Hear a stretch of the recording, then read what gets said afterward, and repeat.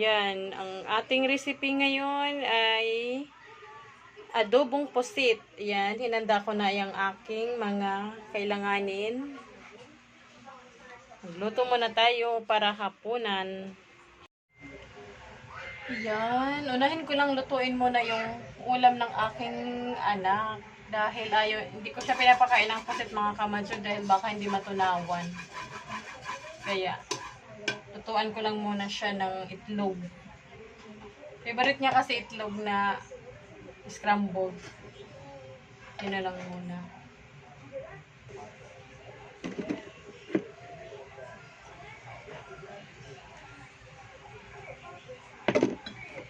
Munting mantika lang mga kamadyo. Dahil isang piraso lang naman na itlog tong ating lutuin.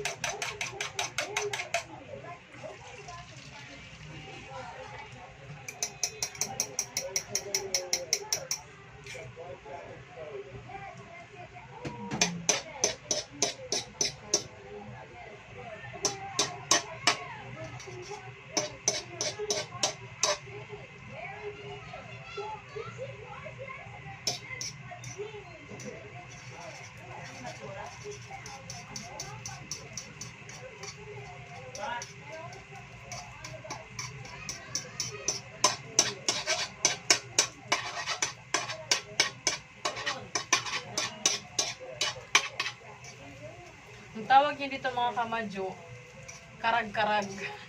Hindi ko alam bakit karag-karag tawag niya dito. Yung una pinapaluto niya ako ng itlog, sabi niya karag-karag daw. Sabi ko, anong karag-karag? Di basta yung hindi boiled. Tapos tinry ko siyang lutuan nung sunny side up, hindi rin daw yun. Kaya try kong ganito kasi one time kumain kami sa burger house. Tapos yung palaman kasi ganitong luto ng itlog. Yun, sabi niya yung kumain tayo katulad nun. Ayun, naalala ko ito pala yung gusto niya.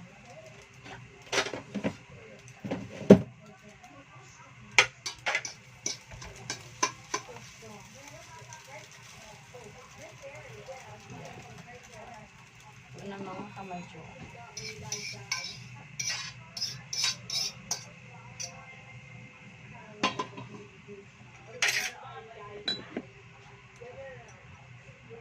Diretso na tayo mag-gisa ng ating mga rekado para sa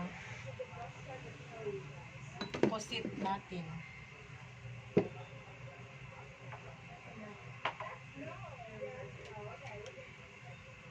Sandukan ko lang yung aking dalaga, paunahin ko na.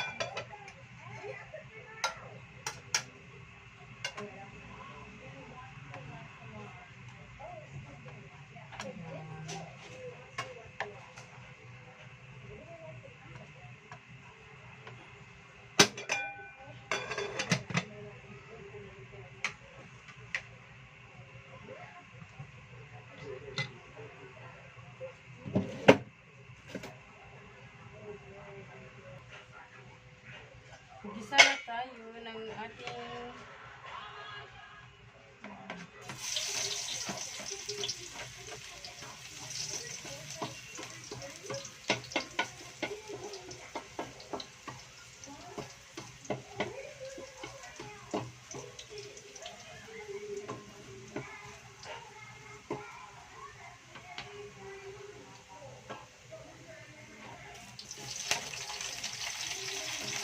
wala palang kalimutan ko mga kamadyo.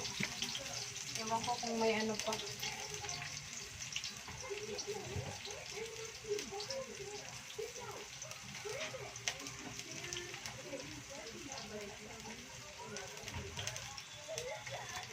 Lagyan ko sana luya mga kamadyo.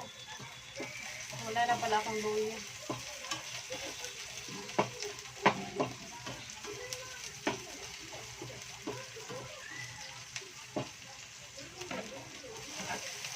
Masarap kasi mga kamadyo, sa adobong pusit maraming kamatis. Yun ang nagpapasarap talaga.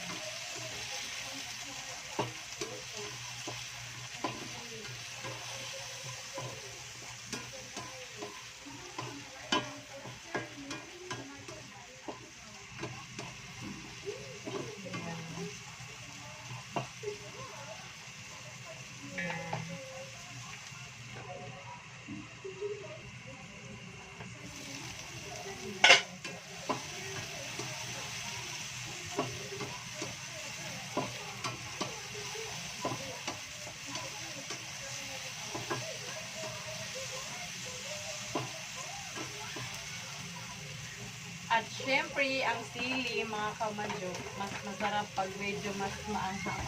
Medyo maanghang-anghang siya ng konti. Yung may sipa, sabi nga nila, may sipa ng anghang.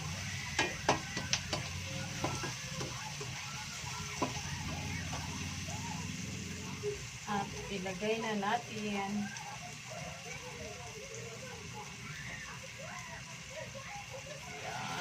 ang ating pusit.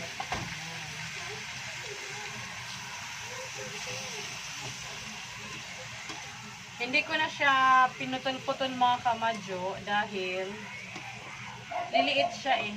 Liliit pa siya pag naano na. Kaya sakto lang yung size na yun. Kasi pag pinutol-putol ko pa siya, magiging pino na siya.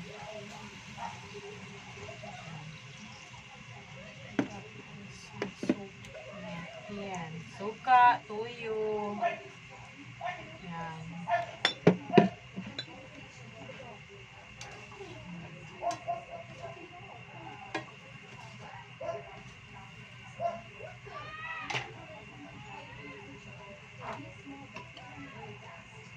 Ating pampalasa.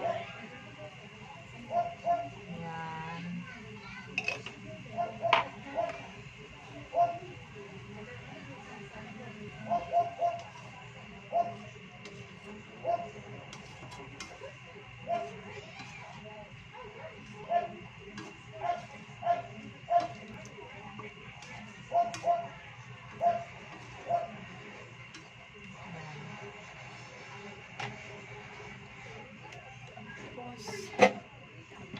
Sukal.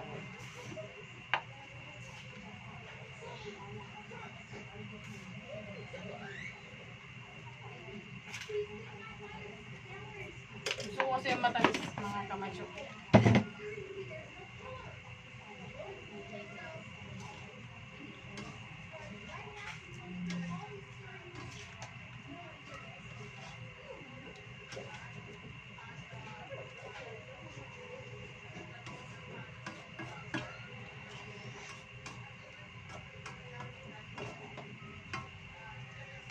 Takpan muna natin.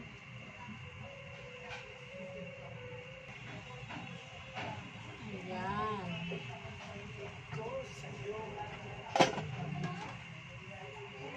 Matubig talaga siya mga kamadyo dahil nagpo-produce ng tubig yung yung pusit.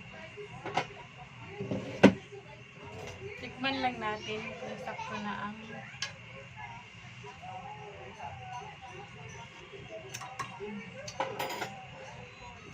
sakto na ang kaya lang kulang sa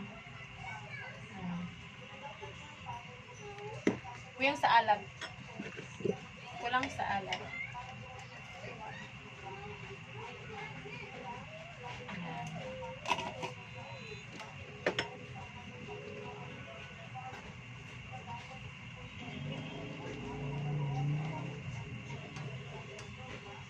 Ah, diba lumiit siya mga kamadyo?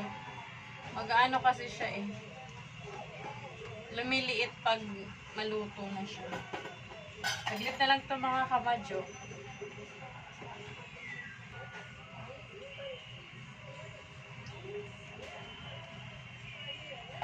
Ayan na mga kamadyo. Luto na. Daming sabaw.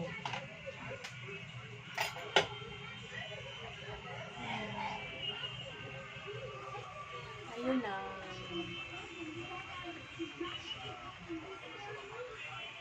Okay, thank you so much po mga kamadyo. Maraming salamat po at sana po subaybayan niyo pa rin po ang aking mga susunod na mga videos. Maraming salamat po sa panonood. Shoutout po sa inyong lahat, lalo na po sa ating mga OFWs all over the world. Maraming salamat po at mag-iingat po kayo palagi dyan. At sa aking mga taga-subaybay po, maraming salamat po sa pagtangkilik niyo po ng aking mga vlogs. Thank you so much. Bye. God bless you all po. At ipagdasal po natin ang kapayapaan ng ating bansa, mga kamadyo. Bye-bye.